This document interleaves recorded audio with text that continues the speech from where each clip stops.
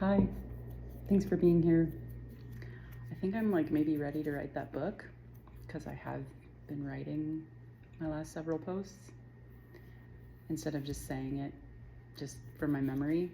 A lot of it is because these are hard to remember, so I have to use my journalings. Here we go. January 23rd, 2024. My second EMDR session didn't burn itself into memory the way that my first one did. I can't recall the flow back or the exact scenes that my mind landed on like I could for my first one. What I do remember is the theme, the belief that my needs, my wants, my desires were always less important than everyone else's. For years, despite being miserable in a marriage that showed no signs of changing, despite begging for that change and being crystal clear about what that change could look like, I kept myself in that miserable marriage. Matt didn't want a divorce, so I couldn't leave. My children certainly wouldn't want a divided home. The culture I was raised in told me divorce was not an option. The church I was raised in declared divorce a sin, which made it absolutely off the table. I convinced myself that martyring my happiness was what a good mother and wife did.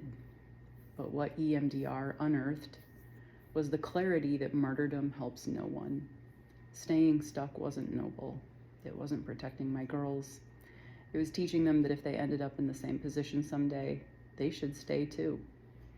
I was modeling for them a future that I didn't want them to repeat, accepting unhappiness in exchange for avoiding hard decisions. January 29th, 2024. I wrote in my 5-year journal, finally sleeping again after several weeks of super rough post-EMDR insomnia. That's a thing with EMDR, at least it's something that I had as a side effect, if you will. When you stir the waters of old memories, your brain doesn't just shut down when the session is over. It keeps working at night. It replays. It reprocesses. Dreams get vivid. The nervous system feels revved.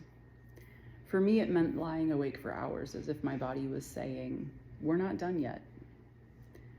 So many things replayed in my mind, puzzles being put into place. Exhausting, yes, but a sign that the process is working hard, proof that something was shifting in my body and in my mind. Several weeks later, February 19th, 2024, session 3 of EMDR circled back to an old haunting, the feeling that I'd been switched at birth, that I didn't belong to my family, my church, or my rural upbringing.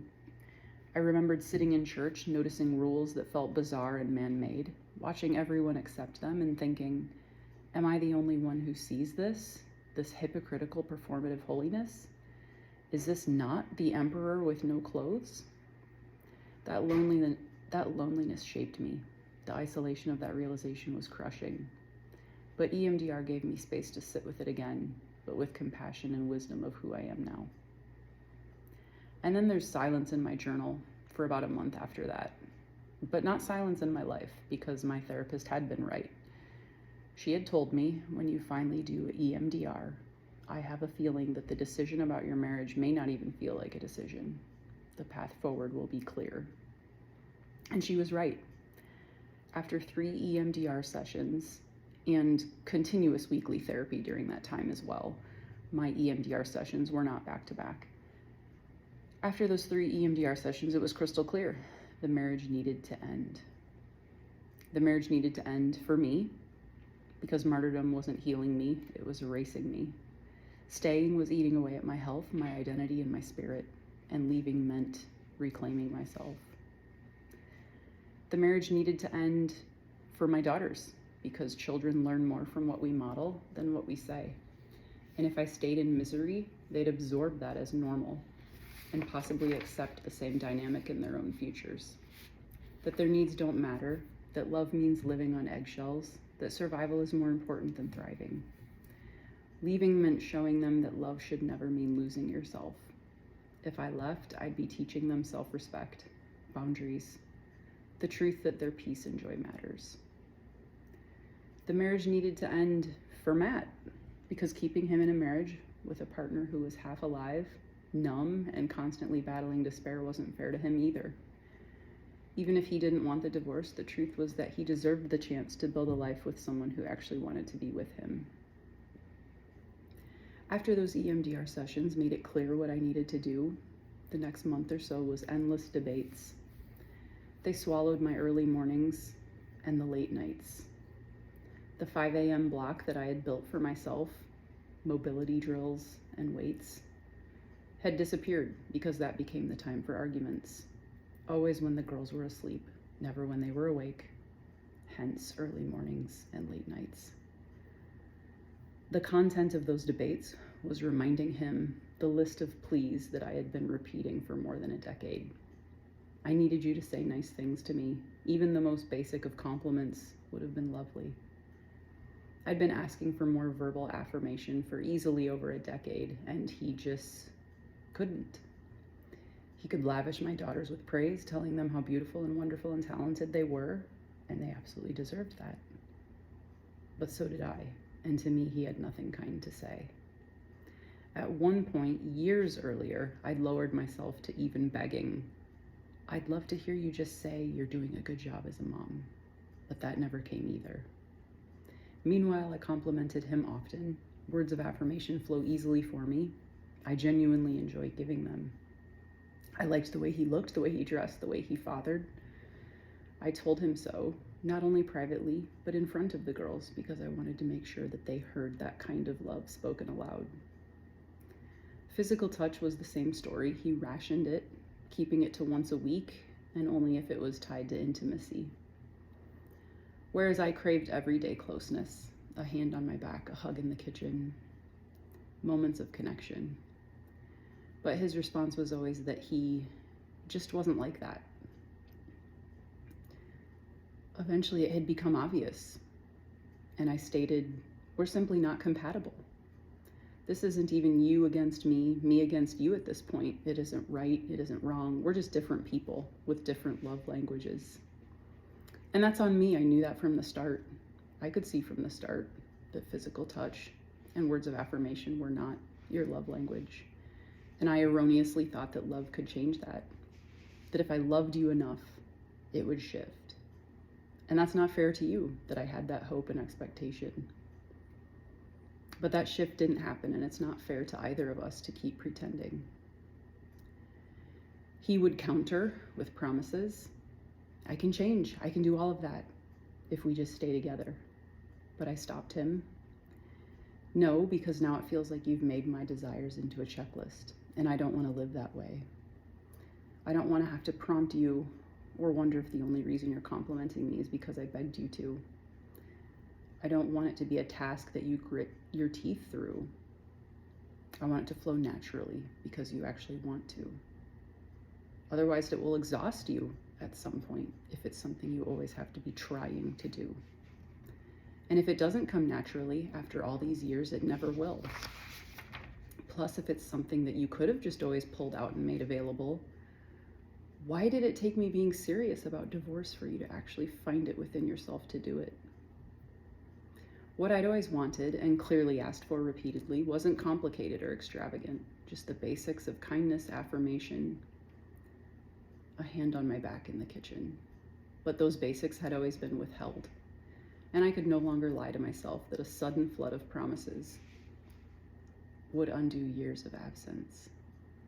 But it wasn't only about the lack of kind words or touch. Underneath it all was a deeper wound. The years of emotional neglect, the multitude of times I reached out for connection and was repeatedly told I was too needy. And then there was the debacle with his family. His mother's narcissism, his sister's judgment, enabling, and pretension. All stuff in my previous TikToks. What hurt wasn't only them and what they did and said to me, how they treated me. It was Matt's refusal to step in to protect me or the girls from their treatment. Those dynamics were already difficult to navigate, but what cut the deepest was his inaction. He never shouldered that role of defender or protector, the one who says, this is my wife, the person I chose to marry and create a life with. You don't get to treat her this way. Instead, he let me take the brunt of it, standing off to the side, as though it wasn't his place, like the kitchen table confrontation. Or he let their behavior slide, defended it even at times with, "But it's my mom." In doing so, the wedge that they had placed there started to fester. Marriage means standing shoulder to shoulder, facing outward against whatever storms come. And in those moments, I wasn't beside a partner. I was alone, holding the line for myself and the girls while he stood in the background, unwilling to confront his own family. The debates in many ways weren't just about our marriage. They were about all of it, the accumulation of years where I had been left exposed, dismissed, unseen. And by the end, it wasn't even about winning an argument. It was about finally naming the truth that this was not love, this was not a partnership, and it never would be. On March 20th, he handed me a handwritten letter, 2 full pages scrawled with promises. He vowed not to let a single day pass from then on without a compliment. He vowed to make physical touch a pillar of our relationship. He even swore that if he failed just once, I could pull the paper back out, demand a divorce, and he'd sign the papers himself. On the surface, it looked like devotion, but in truth, it only highlighted the problem. My needs had become a numbered checklist, an ultimatum disguised as romance. Connection shouldn't come only under threat of loss. Tenderness shouldn't be written into contracts. His letter wasn't evidence of change, it was evidence of panic and desperation. That he knew how to fight for me only when he felt me leaving. There were more promises too, to spend every evening with me, device-free, to read whatever books I suggested, to meditate together, to continue therapy, or at least pretend to grow. And yet each line echoed the same refrain. Here are the things you begged me for, the things I've refused you for years, and now that you're serious about leaving, I suddenly can. But by then the fog had already lifted. The EMDR sessions had done their work, loosening knots I had carried since childhood. I could finally see clearly what I hadn't been able to admit before, that martyrdom helped no one. Not me, not him, not my daughters. That staying would mean modeling silence and sacrifice, teaching my daughters that their needs should be minimized and ignored to keep a man comfortable. Leaving would mean modeling courage, showing them that even after decades of conditioning, a woman can choose herself. So when I read his letter, I didn't feel tempted, like I maybe would have years previous. Instead, I felt certain. His promises weren't the beginning of a new chapter, they were the exclamation point at the end of the old one. 2 days after the letter, on March 22nd, my 5-year journal cracks open a memory that I can't even recall. I wrote simply, horrible reactive abuse explosion toward Matt, who just, doesn't, listen, and is so, controlling. It's humbling to put words like that on paper. I know what reactive abuse is now, but in that moment, I must have felt the shame of having exploded with the description of horrible reactive abuse. And again, about what I can't even remember. Maybe years of being silenced, dismissed, cornered, and then I reacted. Maybe because I was already seeing the hypocrisy of his letter. Living under constant control eventually squeezes the oxygen out of you, and you burst. The very next day, March 23rd, Matt must have swung back into performance mode because my journal reads, Matt claims to have seen the light.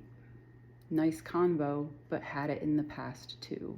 And then in parentheses, the word cycles. That's the exact word I wrote, cycles. Like I was starting to name the pattern out loud. The apology, the sweet words, the vows to change. The cycle of abuse writing itself in my own handwriting.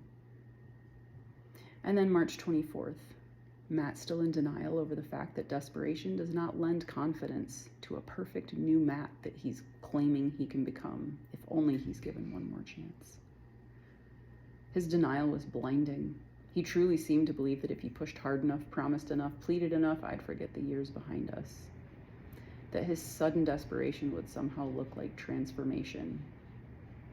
I didn't write this in my paper, but I remember saying to him a few times, what on God's green earth have you done that you deserve the 10,000th chance? I could see it. Desperation is not change. Fear of losing me is not love for me. And then my 5-year journal, which had faithfully carried the fragments of my inner world for months, fell quiet for over an additional 2 months. It wasn't because nothing was happening, it was because everything was happening. All of my energy was siphoned into endless debates, bargaining, whiplash between his desperation and my clarity. I had no words left to give to the page. I was emptied. It was simply survival and keeping the girls steady while I felt the ground shifting beneath me. The very fact that I couldn't keep writing was proof. I was no longer numbing or pretending. I was in the thick of it, fighting for air, fighting for truth. The words would return just as I would, but first I had to survive the storm. Thank you so much for listening.